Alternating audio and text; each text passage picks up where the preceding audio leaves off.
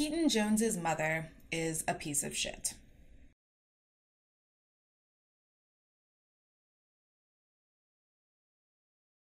So if you haven't seen, there's a viral video out currently of a young boy sobbing in a car talking about being bullied at school while his mother apparently films him. And presumably, she also decided that this was a good thing to put on the internet so that it could live forever and her kid could be the kid who cried on the internet for all time. This, if you can't tell, completely disgusts me.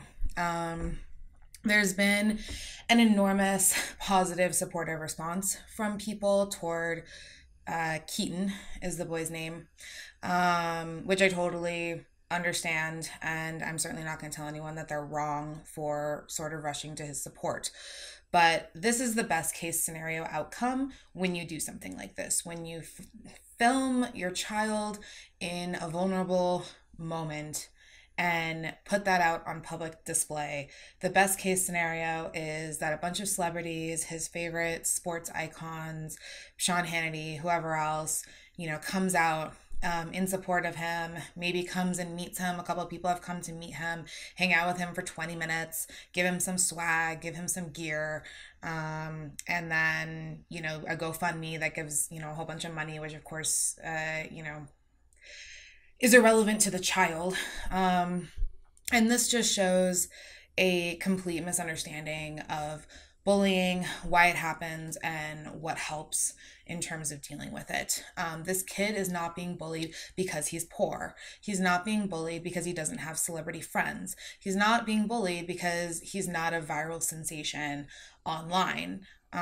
Most likely, as most bullied kids are, he's being bullied because the other kids can tell that he's vulnerable. And he's vulnerable because he has a lack of connection with his parents, which is very obvious from the fact that his mother is able to sit there filming him crying while asking him questions in a very disturbing, detached, almost excited sort of voice. While he's sobbing and really just needs to be held and needs to talk to his mother, not to a camera. So now he gets, 20 minutes with his favorite UFC fighter or something like that. He gets some new clothes. He gets, his family gets a bunch of money, and it will do jack shit to change his social status at school. It will do nothing to prevent the bullying because no one is bullied because they don't have money. No one is bullied because they don't have this cool jersey. I understand that a lot of times on the surface it can look like that. You don't have the cool kid's lunchbox because your parents can't afford it, or people make fun of you because you're poor. I grew up in an area where most people were extremely wealthy. There are a few people who were poor. Very rich kids got bullied. Parents who had parents who had very high standing in the community could still get bullied. Kids who had all the latest cool clothes, who tried to do everything right socially, could still get bullied. Kids who were very poor, who had none of those things, could have very high social status. I'm not saying that it doesn't help sometimes to be able to fit in better and fly a little under the radar. Of course it does. Of course that makes a difference. And I know from people who are raised in foster care and stuff like that, that if you are a really, really visible outlier, especially when you're having to move between different environments all the time and switch schools a lot, that can be really tough. But largely the reason that you become a target is because people know that you're vulnerable. They know that if they do bully you, no one's going to do anything about it. So in this case, the mother filming this and putting this online may look like doing something about it, but it's not really doing anything about it. What needs to actually happen is, this kind of the same thing that, model for the kid what you would want them to be doing in the real world if a situation like this developed, right? And I'm not one of those people who says, oh, you need to teach the kid to stand up for themselves. They need to handle the situation on their own. No, that is not always appropriate. There are tons of situations, including bullying from other kids, that kids are not equipped to deal with at their age, and it's not appropriate to have them handle the whole thing. At the same time, it's best that they're, of course, involved in the solution and able to learn from this experience that you're sorting out. But at the same time, I don't think there's some important lesson like people talk about all the time, right?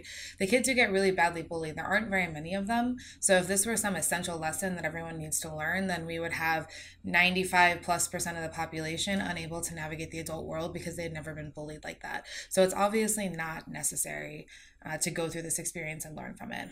I can say, as a kid who was bullied, I don't think I learned anything useful from it, because once I became an adult, the way that you deal with behavior like that, on the rare occasion when it even occurs, is not the way that you're expected to deal with it as a kid. For instance, let's say you're being bullied on the bus to and from school every day. Well, if you were an adult and there was someone who was harassing you on the bus, if they crossed the line into criminal territory, you would call the police on them and get them arrested. You could get a restraining order, but more likely you would take a different bus. You would start biking. You would drive instead. You would basically leave that environment. No one.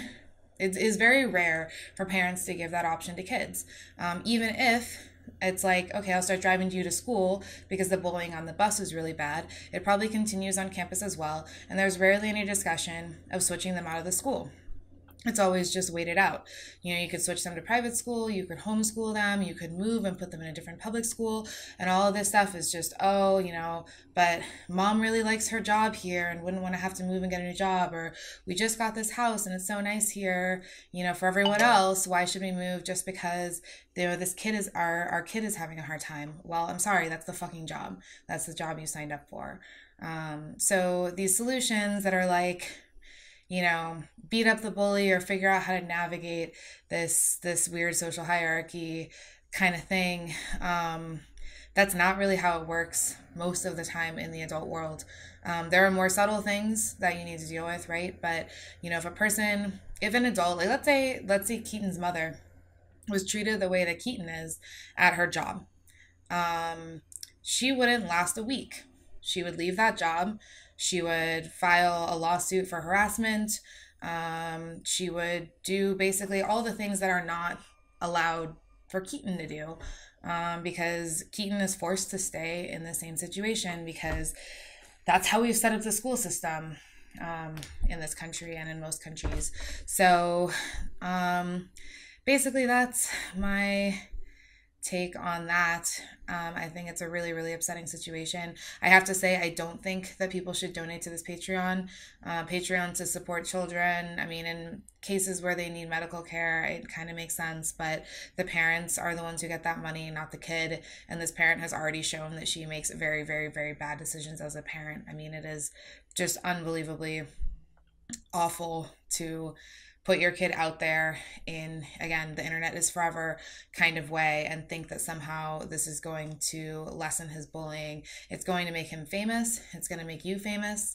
It's going to get you some gibs in the meantime. And then in the long run, when everything settles back down and he goes back to school, he's the same low status kid he was before, only with a video, and a very embarrassing video of him crying out there for his bullies to pull new material from, and to, drive other kids away from him, because other kids who may not have been inclined to bully him are not going to be inclined to take his side when they watch that video. I mean, it's just projecting even more weakness and even more vulnerability, the exact same things that got him bullied in the first place. And I don't mean to say this is fault. I 100% consider it the mother's fault. She's not connected with her child, and it's not going to get better unless that aspect is fixed. So if you do have some kind of connection to the family or the kid, I strongly suggest trying to talk some sense into the mother.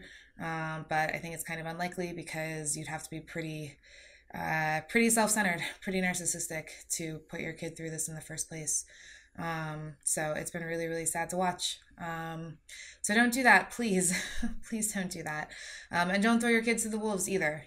Don't see this as something that they just have to learn to navigate Think about how long would you stay at a job where someone was, shooting spitballs at the back of your head every day and stealing your lunch money and, calling you names, day in and day out, and pulling mean pranks on you or whatever, else of these bullying behaviors. How long would you last before you called the police? How long would you last before you at least left the situation? And we expect kids to go sit in these classrooms, and we just think, oh, well, this is a bad year, but next year he'll be in a new class. Maybe it's better. If your kid's 10 years old, 1 year is a tenth of his life. Imagine spending 10% of your life being treated like that. No one would put up with that as an adult. Or if you are the kind of person who would put up with that as an adult, I feel very sorry for you. Your parents should have taught you better. And you should probably work on fixing that, because that's not a good situation. But most people don't tolerate that, and for some reason we expect kids to, and it's kind of a sick double standard in our culture. So thanks for listening, and I'll be back with more videos soon.